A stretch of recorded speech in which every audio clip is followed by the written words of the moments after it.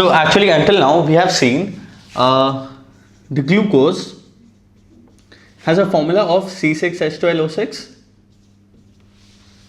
The glucose structure has one aldehyde group, it has one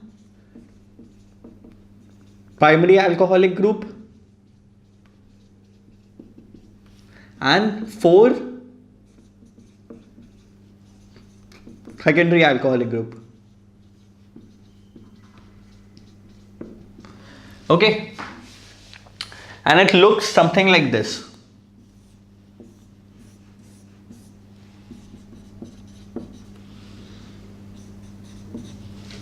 OH on the right, 1, 2, 3, 4, 5, 6. On the third carbon, OH is on the left. For all the others, the OH is on the right. We also saw one thing, that the glucose in free state, this glucose is found in a cyclic structure. Okay, so this structure over here, this structure is an open structure. So what happens is that this hydrogen is removed, this oxygen reacts with this C atom over here, this bond breaks and it forms a, so this structure is known as the cyclic structure of glucose.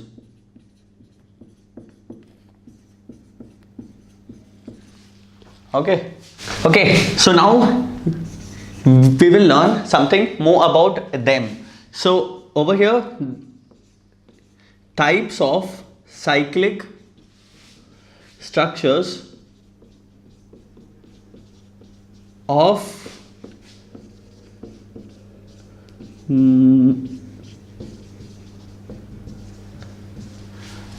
saccharides. Okay, so over here we see one thing. The first thing we see that in nature or in free state, what happens is that all these monosaccharide like glucose, fructose, all of them, they exist in a cyclic structure. So we see one thing, that all these glucose and fructose, they exist in cyclic structure because the cyclic structure of these compounds is more.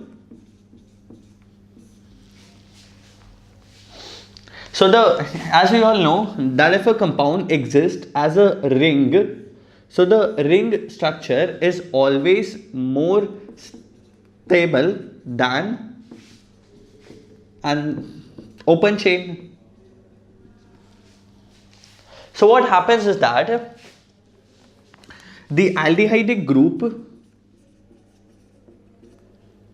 and the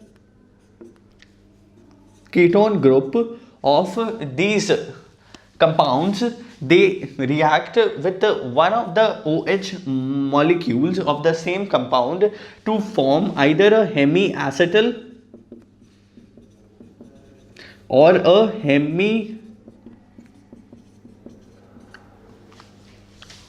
Okay, now suppose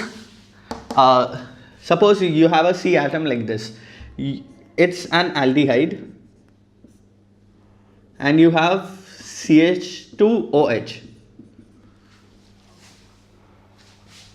or just I'll draw like this, suppose CH2OH. Okay, now if this oxygen molecule reacts with this C atom to form this compound, then this type of a bond, it is called as a hemiacetal. Okay. Whereas in a similar case, if over this hydrogen, if I had a CH3 over here, then this group is not an aldehydic group. This group is a ketonic group. Now in this case, if the same reaction occurs, then it is an hemiketal. Okay. So we just saw over here that these compounds like glucose and sucrose, what they do is that in free state they exist as a cyclic structure which is formed by the combination of a OH group and alcoholic group with the aldehydic or the keton group to form either a hemiacetal or a hemiketal. Simple. Now these compounds, they form either a chain structure having either 6 atoms or 5 atoms. We also know one thing, that if you have a cyclic structure, the most stable cyclic structures are the ones which have either 6 atoms or the ones which have 5 atoms in it. The other ones having 3 or 7 are not that much stable. Okay. Now, actually you have a question to solve. You know what's the name of these compounds?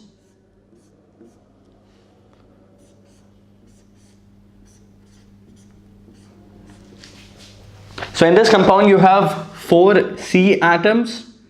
In this compound you have 5 C atoms and 1 O atom, 1 oxygen in it. So if you know, this compound is known as furan, Furan, and this compound is known as pyrene. So from these compounds we name these kind of new chain forms. So if we get a monosaccharide having 6 atoms in it, it will be called as a pyranose. From this compound it is named, and if it has 5 atoms, it is known as furanose. Simple. So it's only a name. That's it. So for example, glucose exists as a 6 atom chain. So glucose can be named as pyranose from this one, and fructose, for example, exists in free state as a 5 atom chain. So it can be named as furanose. Simple. Okay. So again, glucose. How it looks like? Let's see again. So it looks something like this. It has 4 optically active carbons. On the top you have an aldehydic group, a primary alcohol, OH on the right, OH on the left, OH on the right, OH on the right. 1, 2, 3, 4, 5, 6. The 5th carbon having the OH, the oxygen on the 5th carbon reacts with the C atom on the first C atom. Now what happens is that when this oxygen attacks on the C atom, the C atom has a bond with C2. it has an hydrogen bond, it forms a OH group on this aldehyde. When this oxygen attacks, this bond breaks and it forms a OH group and a one oxygen like this. So the structure looks something like this. I have to just replace this with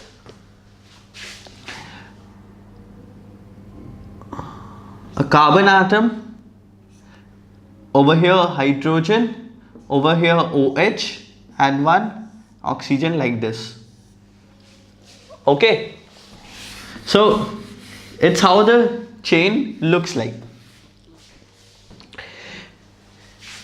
Now this oxygen can attack from either top side or either from on the top or from here. So it forms two major compounds, one having OH on the right and one having OH on the left. So when I'll just draw it again for simplicity. So it's your chain of glucose as a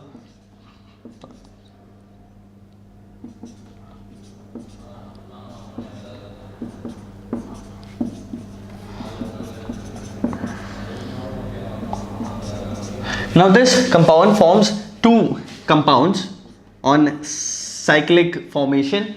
The first one looks something like this. C H OH, one bond on the top, then C OH H, then C H OH. This is 1 2 3 4 5 6. This is 1 2 3 COH H 4 CO. No, I'll just do it after some time. H and CH2OH. 5 and 6. This oxygen goes something like this. So it forms either this compound or it forms this compound. OH on the left, and all are same other than that.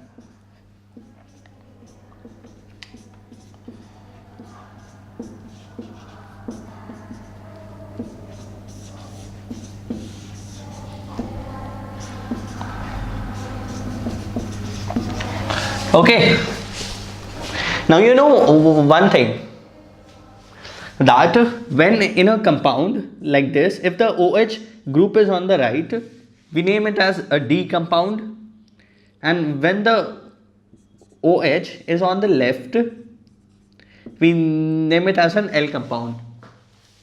In this system, what happens is that in the cyclic structure, after the cyclic formation, if you see the OH on the top, on the right side, you name it as alpha. So it is alpha compound. So it is named as alpha D plus glucose. This plus sign over here means the dextrorotary.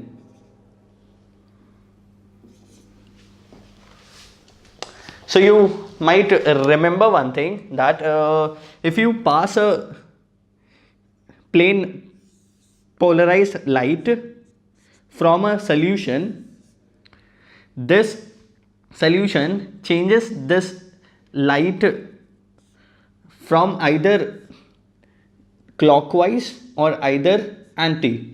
So if the solution of something suppose it contains glucose, so if a glucose solution can change the angle of a plain polarized light in a clockwise sense, then it has a sign of plus, and it is known as a dextrorotary. In a similar case, if you have a solution of fructose, the fructose can change the angle of this light in an anti-clockwise sense, and it has a sign of minus. Okay, so we have alpha D plus glucose, and over here we have beta D plus glucose. Okay, now the two compound, the alpha and the beta, these two compound alpha and beta are known as the anomers of glucose.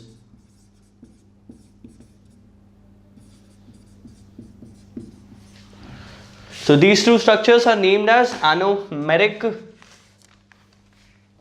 combination for glucose.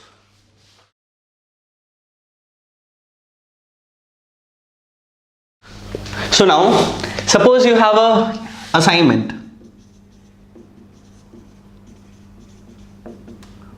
The assignment is to draw the structure of alpha D positive glucose. So the first thing you have to keep in mind is you have to draw the molecule of glucose. The glucose molecule always exists as D plus, so it's good.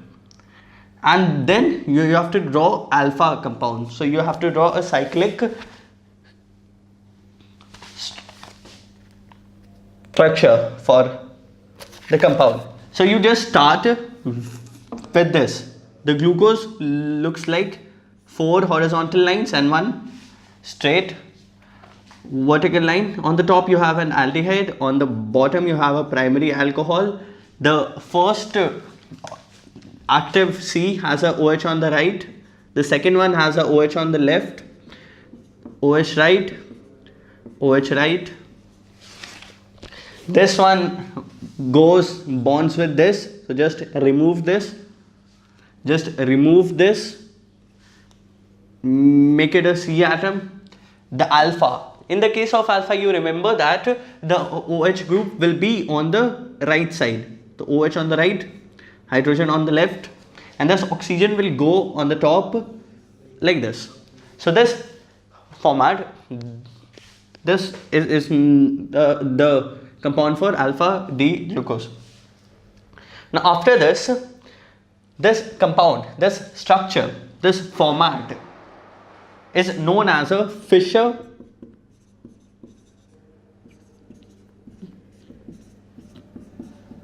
projection of glucose. So if you see any compound made using vertical line and horizontal lines, such a structure is known as this. There is one more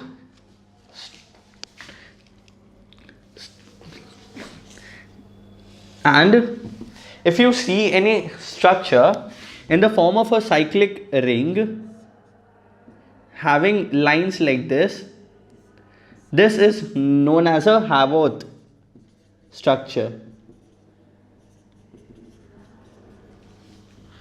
So now we will learn how to draw Fischer and Haworth structure of glucose. Haworth is HAWORTH.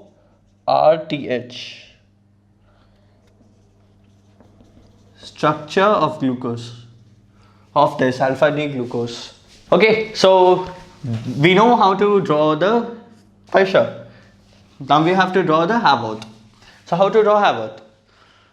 So the first thing, the first rule in this is that first of all you have to numbering of the C atoms, numbering of carbon atoms. You have to number it from the top to bottom. So it goes like 1, 2, 3, 4, 5 and 6.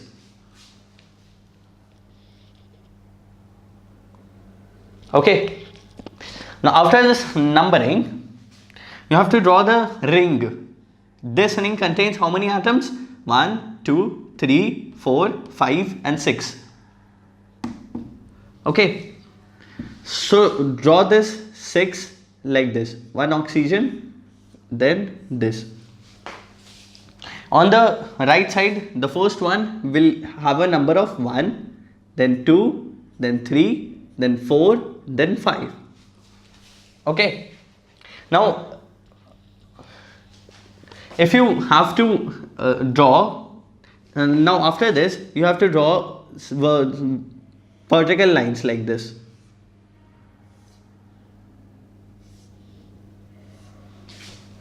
I'll just draw it like this. Okay.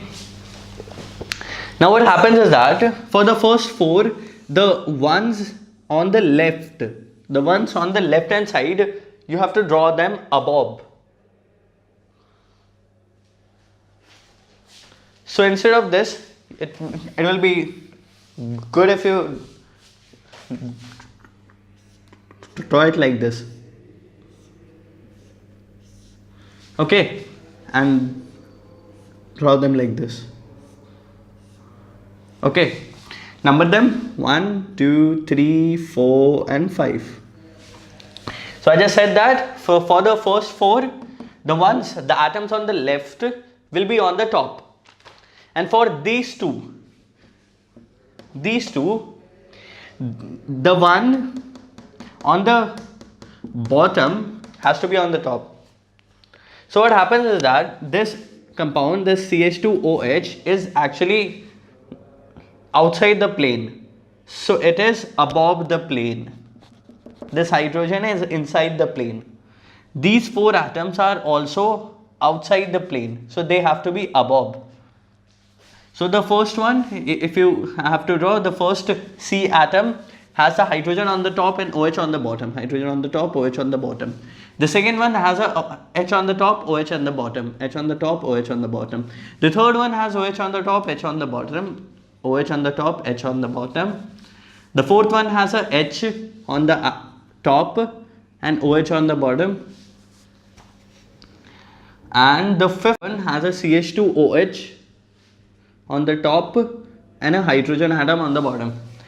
So this structure that we just drew is structure of Haworth structure for alpha D glucose.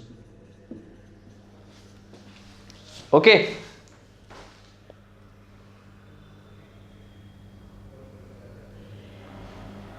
Done.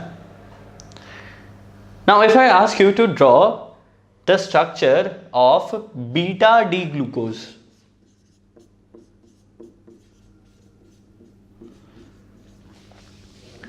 I will ask you to draw the structure, the Fisher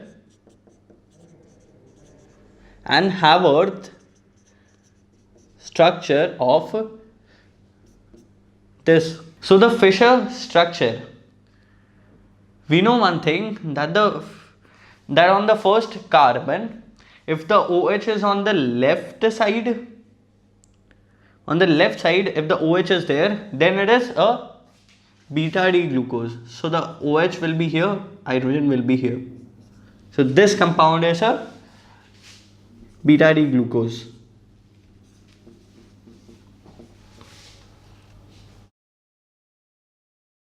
Okay. And in this Haworth structure, for what we have to do, just on the left side the OH is there, so just replace this OH on the top, H on the bottom. So that's how you draw the Fisher and Haworth structures for beta D glucose. Alpha glucose and alpha and beta are anomers of glucose. The glucose is formed using a hemiacetal. The aldehyde group of glucose is attacked by a OH group to form a hemiacetal. It's all about glucose. Thank you for watching. Visit us at needbook.in.